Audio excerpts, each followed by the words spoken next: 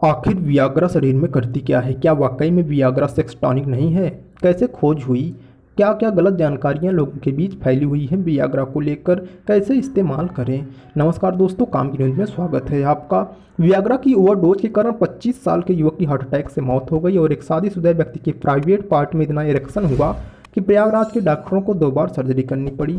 ये सब घटना बताती हैं कि वियाग्रा के बारे में सही जानकारी अभी भी लोगों को नहीं है। काम की न्यूज़ के रिपोर्ट में हम आपको बताएंगे कि सही जानकारी क्या है, सब कुछ विस्तार में। तब तक आप हमारे वीडियो को लाइक और चैनल को सब्सक्राइब कर दीजिए। दोस्तों, सबसे पहले हम जानेंगे कि इसकी खोज कैसे हुई। 1989 में अमेरिकी कंपनी फाइजर की एक टीम एंजाइना के इलाज के लिए दवा बनाने पर काम कर रही थी। एंजाइना एक ऐसी कंडीशन है जिसमें दिल को खून पहुंचाने वाली नसें सिकुड़ जाती हैं, जिससे सीने में दर्द और सांस लेने में दिक्कत होती है। इस कोशिश में फाइजर ने एक नया कंपाउंड सिल्डेनाफिल बनाया और उसका टेस्ट कुछ पुरुषों पर किया गया। क्लिनिकल ट्रायल में सिल्डेनाफिल दिल के दर्द से राहत देने में नाकाम रही। ऐसे में फाइजर ने इस प्रोजेक्ट को खत्म करने का मन बना लिया था, लेकिन तभी ट्रायल में शामिल पुरुषों को इस दवा से इरेक्शन यानी कि यौन उत्तेजना महसूस हुई। इससे कई लोगों की सेक्स लाइफ में भी सुधार नजर आया। यानी कि फाइजर जिस दवा को दिल में खून के फ्लो को सही ढंग से बढ़ाने के लिए बना रही थी, उसने ये काम अपने पेनिस के नसों में कर दिखाया। इन नतीजों के बाद फाइजर ने इरेक्शन डिस्फंक्शन यानी कि पुरुष नपुंसकता की समस्या से निपटने का एक्सपेरिमेंट शुरू कर दिया।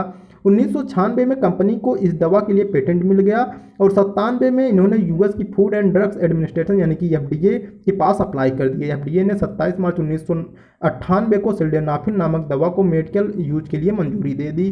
सिल्डेनाफिल का ही ब्रांड नेम वियाग्रा है। अप्रैल 1998 में पुरुष की नपुंसकता से निपटने वाली दवा वियाग्रा अमेरिकी मेडिकल स्टोर में पहुंच गई। अब हम बात करते हैं कि वियाग्रा खाने से कैसे बढ़ जाती है पुरुषों में उत्तेजना। दरअसल वियाग्रा को बनाने के पीछे सोच शरीर में नाइट्रिक ऑक्साइड के रिलीज होने से दिल की मसल्स में खून का फ्लो बढ़ाने का था। केमिकल नाइट्रिक ऑक्साइड शरीर में मसल्स को रिलैक्स करता है। मसल्स के रिलैक्स होने से उनकी तरफ खून का फ्लो बढ़ जाता है। शरीर में यही केमिकल सेक्सुअल उत्तेजना के दौरान नेचुरली रिलीज होती है, जो कि पिनाइल मसल्स की ओर खून को फ्लो बढ़ा देती है, जिससे यौन उत्तेजना यानी कि एक्शन होता है। वियाग्रा खाने से शरीर में नाइट्रिक ऑक्साइड बढ़ता है, लेकिन ये दिल से ज़्यादा पिनाइल मसल्स पर असर करता है। इसलिए वियाग्रा को खाने से पुरुषों में यौन उत्तेजना होती है। अब हम बात करते हैं कि वियाग्रा के इस्तेमाल से शरीर पर क्या असर पड़ता है। वियाग्रा के इस्तेमाल से शरीर पर असर जो पड़ता है, हमने कुछ सेक्सोलॉजिस्ट से बात किया। उन्होंने बताया कि वियाग्रा के इस्तेमाल से पेनिस में ब्लड फ्लो बढ़ जाता है, जिससे उसमें इरेक्शन यानी कि उत्तेजना आती है। वियाग्रा को किन किन लोगों को दिया जाता है? डॉक्टरों ने बताया कि 70 से 80% पुरुषों में यौन समस्या मानसिक होती है। ऐसे में उन्हें वियाग्रा रिकमेंड नहीं की जाती। केवल 20 से 30% लोग इस्तेमाल करने की सलाह दी जाती है, जिनमें इरेक्शन यानी कि यौन उत्तेजना से जुड़ी वाकई में गंभीर समस्या होती है।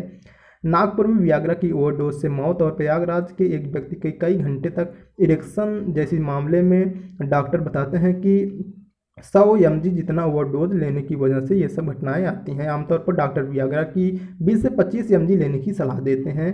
वियाग्रा का इस्तेमाल पुरुषों में इरेक्टाइल डिस्फंक्शन यानी कि नपुंसकता से अस्थायी तौर पर निपटने या यौन क्षमता बढ़ाने का होता है। वियाग्रा खाने से पुरुषों में पेनिस में अस्थायी रूप से खून का फ्लो बढ़ जाता है, यानी इससे पुरुषों की यौन क्षमता अस्थायी रूप से एक्टिव होती है। एक्सपर्ट के मुताबिक वियाग्रा का असर इसे खाने के करीब 20 से 25 मिनट बाद शुरू होता है और करीब 2 घंटे तक रहता है।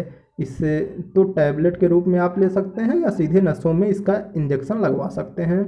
एक्सपर्ट के अनुसार वियाग्रा का इस्तेमाल बिना डॉक्टरों की सलाह से नहीं करना चाहिए। दोस्तों, अब तक ये स्पष्ट नहीं है कि महिलाओं में सेक्सुअल डिस्फंक्शन के इलाज के लिए वियाग्रा कारगर है कि नहीं। 1999 अमेरिकी राष्ट्रपति कैंडिडेट बॉब डोल और 2002 में फुटबॉल लेजेंड पेले जैसे चर्चित शख्सियत के वियाग्रा का ऐड करने से इसकी लोकप्रियता और तेज़ी से बढ़ी।